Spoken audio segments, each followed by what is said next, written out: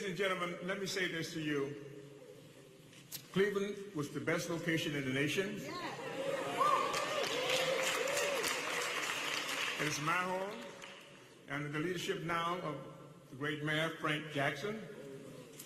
But let me say to you, as a friend and a fellow Clevelander to the nation, 44 years ago, I brought a young man to town here to save a hospital. The hospital was Ford City Hospital, and it was the only hospital in town that would service black people and poor whites. And his name was Muhammad Ali. Today I come to you 44 years later to bring you a great American to save the nation in Donald J. Trump. So why would I undertake the task of the awesome responsibility and the distinct honor to present to you our next president of the United States? It's because he's fearless, he's courageous and brave and bold enough to take on the system. Now, God is good. Every day. And all things are possible with God. They are all not possible with men, but with God, all things are possible. Years ago, a man said that when I always go out with the quote, "Remember Iowa," and a man said that to get a black president, it would be a miracle. His name was William Jefferson Clinton. And I wrote a story in the Call Post that said miracles happen in America. And we see the word Iowa signaled the first coming of a black president. Several months ago in the campaign, this young man named Donald Trump, he made a speech on the USS Iowa. It's a battleship in Los Angeles. And he said on that battleship that's resonating with the people around the country that he will create a whole new system. And we will take this system apart. Now, he's the only man in over hundreds of years that has a consensus of public opinion of rejection to the government, to the form of government. Black and white alike united in a consensus of public opinion that says the system is corrupt, the system is rigged, the system is sexist, the system is racist. All right, so now we have heard a lot of rhetoric, and you hear this all the time. It becomes like a great artist on a Stradivarius violin that we hear, and you're going to hear as you come to see that they promise you everything, they give you nothing. You know what I mean? Then they apologize for their unkept promises. But we ain't gonna stop. We're gonna keep fighting. We ain't gonna give in. It's business as usual. And enough is enough. We didn't have it.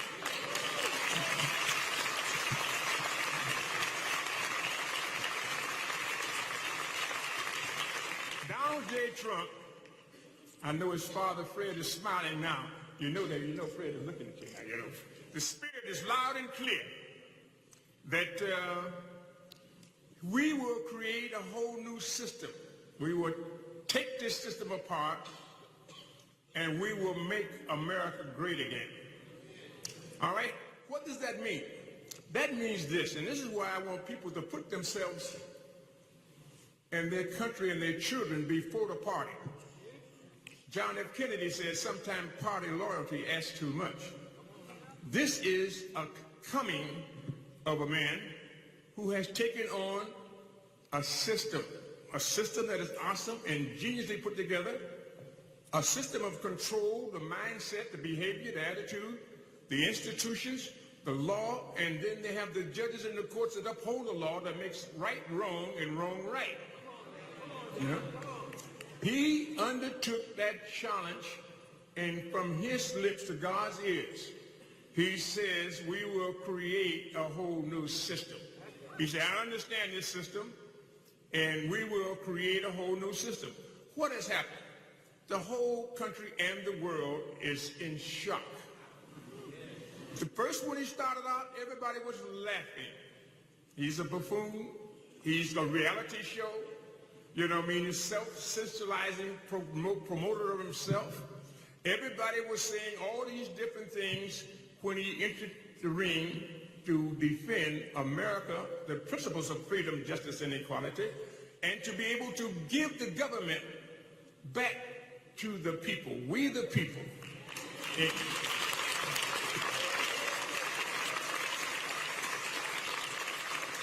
And 14 million votes later,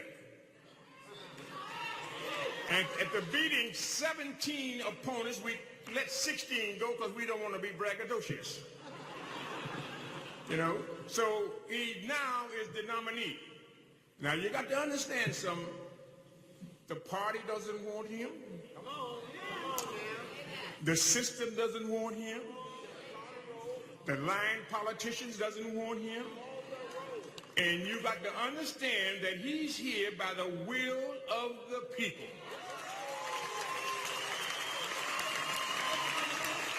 And to God. And God is in all things. All things. So, I'm asking.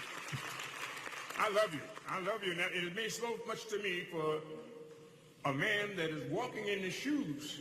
You know what I mean? When they say what the guy was carrying you, God was carrying you. Oh, no, God was walking with you. They said, but I don't see but one set of footprints. He said, because God was carrying you. You know? And so you got to understand what I'm trying to say to you is that the white woman, and I put it in this category so you understand what I'm saying. The white woman and the slave, the people of color, when the system was created, they did not give her. The first will be last and the last will be first.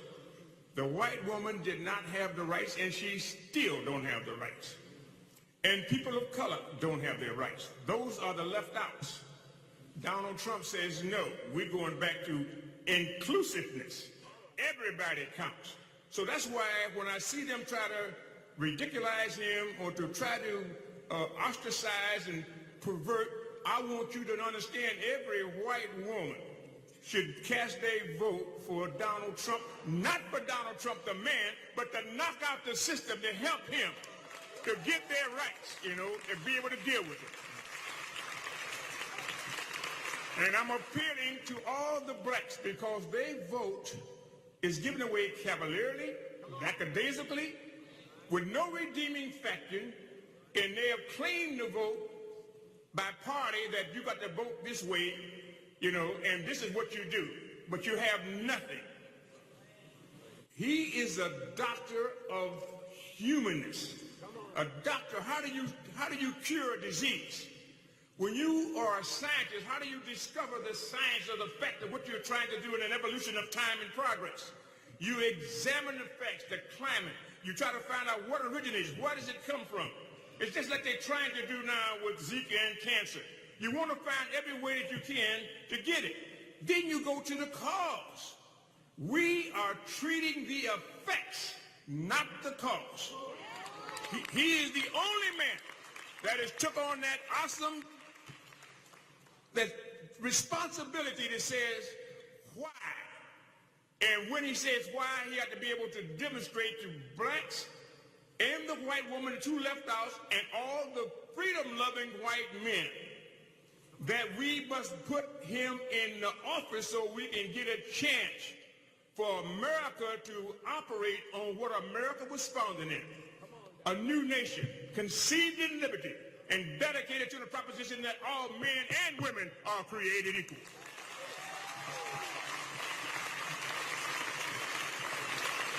So I am indeed very, very proud.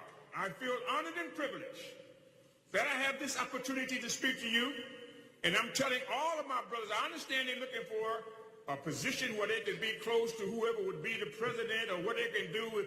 It's the system is the enemy, not Donald Trump. And when they come out to castigate, and you can see they vet him like no other person in the world. You must realize his genius lies in his ability to think and to win and to be successful.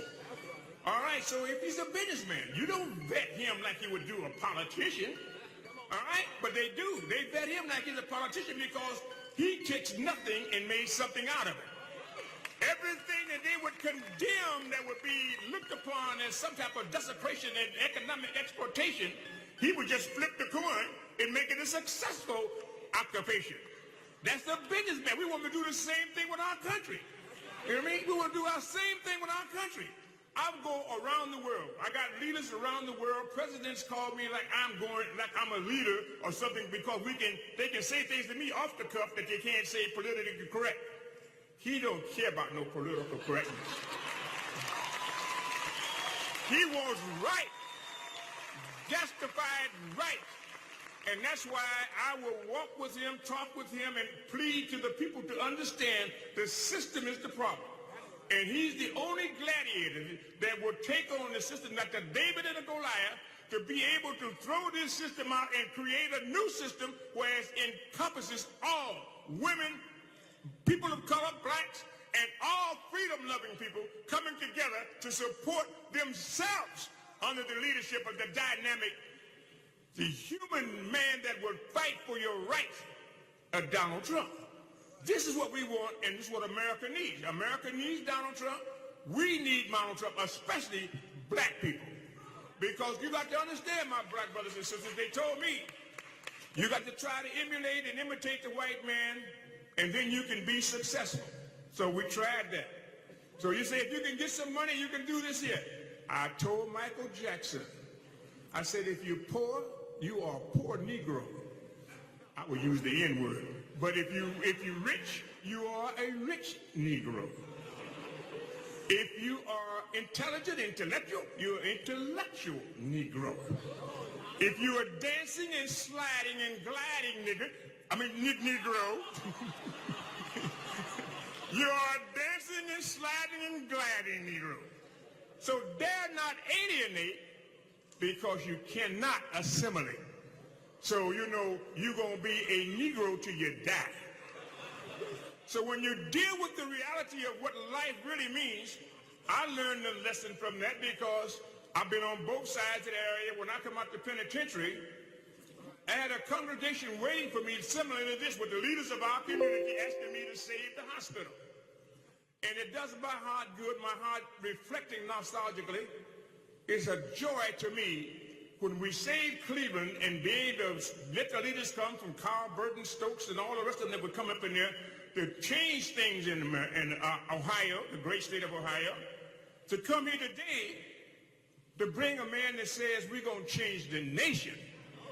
And I'm honored and privileged, dedicated to the commitment of the principles of this great nation to introduce to you the next president of the United States.